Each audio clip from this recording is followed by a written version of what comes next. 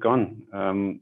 Might this be true to the fact that all the tests have been confirmed against intra-articular injections? And if yes, shouldn't we rethink our test regimen? What do you think? What can you tell us about it?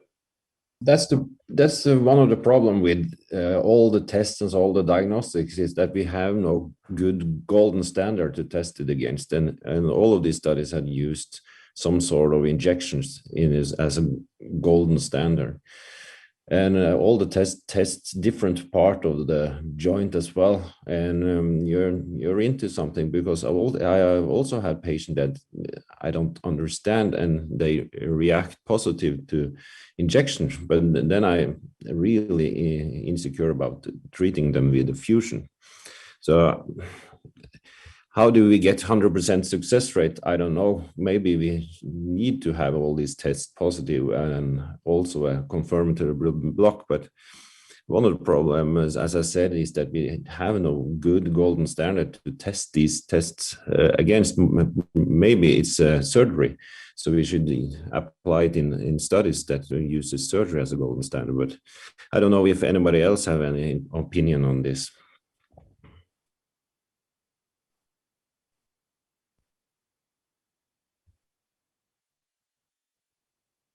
I think sometimes these blocks are very non-specific. There's too much marcaine and too large a volume placed, and they can be very non-specific and can hit some of the ligaments, like the dorsal ligament, or do what David Polly calls a block. So I think they're not as specific or as sensitive as we would like.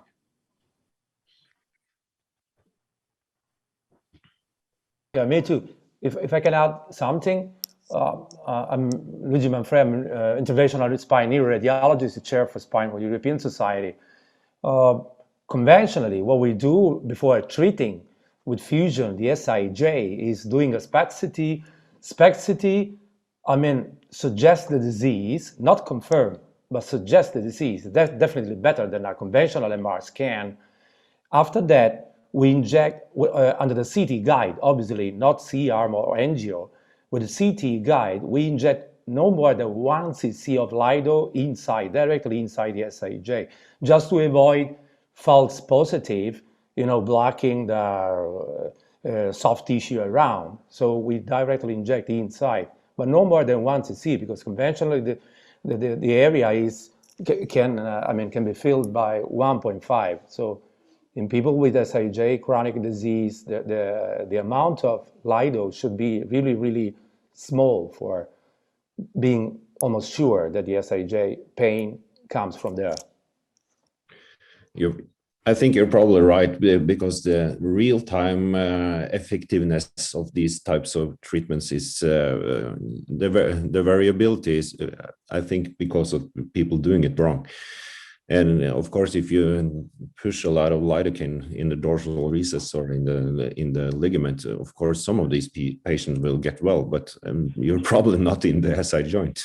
So I think it's wise to have a good technique and do it the same way every time. And probably the studies is a little bit bad because poor because of this.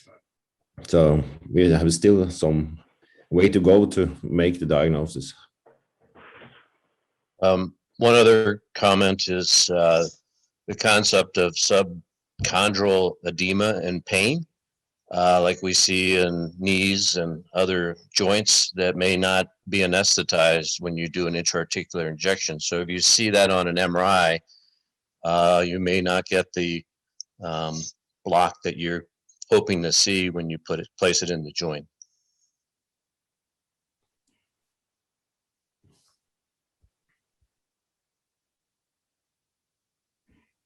Okay, Volker, should we move on? Yes, we can move on if there are no other